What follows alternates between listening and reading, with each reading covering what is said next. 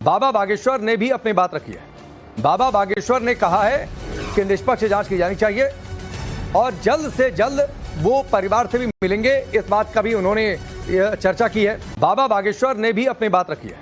बाबा बागेश्वर ने कहा है कि निष्पक्ष जांच की जानी चाहिए और जल्द से जल्द वो परिवार से भी मिलेंगे, इस बात का भी उन्होंने चर्चा की है। जो हिंदुओं के लिए लड़ता था, सनातनियों के लिए लड़ता था, उसका नाम भरत तिवारी था और उस पर जो है प्रशासन ने सरेंडर करने के बाद उसके ऊपर गोली चलाई, ये भी हमें पता है। प्रशासन उसकी जांच होनी चाहिए। यदि कोई अपराधी है, अगर वो अपराधी था तो उसको दंड न्यायपालिका से मिलना चाहिए था। अब जो हुआ उसकी विशेष स्तर पर वहां की सरकार और मुख्यमंत्री जांच करें ताकि किसी के साथ ऐसा लौट करके ना हो और उनके परिवार को भविष्य में हम मिलेंगे। जो हिंदुओं के लिए लड़ता था, सनातनियों के लिए लड़ता था, उसका नाम भरत तिवारी था और उस पर जो है प्रशासन ने सरेंडर करने के बाद उसके ऊपर गोली चलाई, ये भी हमें पता है। प्रशासन उसकी जांच होनी चाहिए। यदि कोई अपराधी है, अगर वो अपराधी था तो उसको दंड न्यायपालिका से मिलना चाहिए था।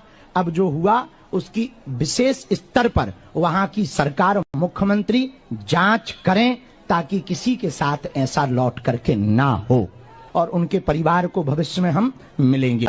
जो हिंदुओं के लिए लड़ता था, सनातनियों के लिए लड़ता था, उसका नाम भरत तिवारी था और उस पर जो है प्रशासन ने सरेंडर करने के बाद उसके ऊपर गोली चलाई, ये भी हमें पता है। प्रशासन उसकी जांच होनी चाहिए। यदि कोई अपराधी है, अगर वो अपराधी था तो उसको दंड न्यायपालिका से मिलना चाहिए था। अब जो हुआ उसकी विशेष स्तर पर वहां की सरकार और मुख्यमंत्री जांच करें ताकि किसी के साथ ऐसा लौट करके ना हो और उनके परिवार को भविष्य में हम मिलेंगे। जो हिंदुओं के लिए लड़ता था, सनातनियों के लिए लड़ता था, उसका नाम भरत तिवारी था और उस पर जो है प्रशासन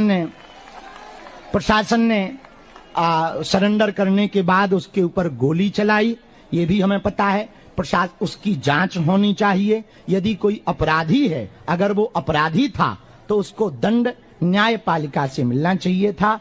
अब जो हुआ उसकी विशेष स्तर पर वहां की सरकार और मुख्यमंत्री जांच करें ताकि किसी के साथ ऐसा लौट करके ना हो और उनके परिवार को भविष्य में हम मिलेंगे।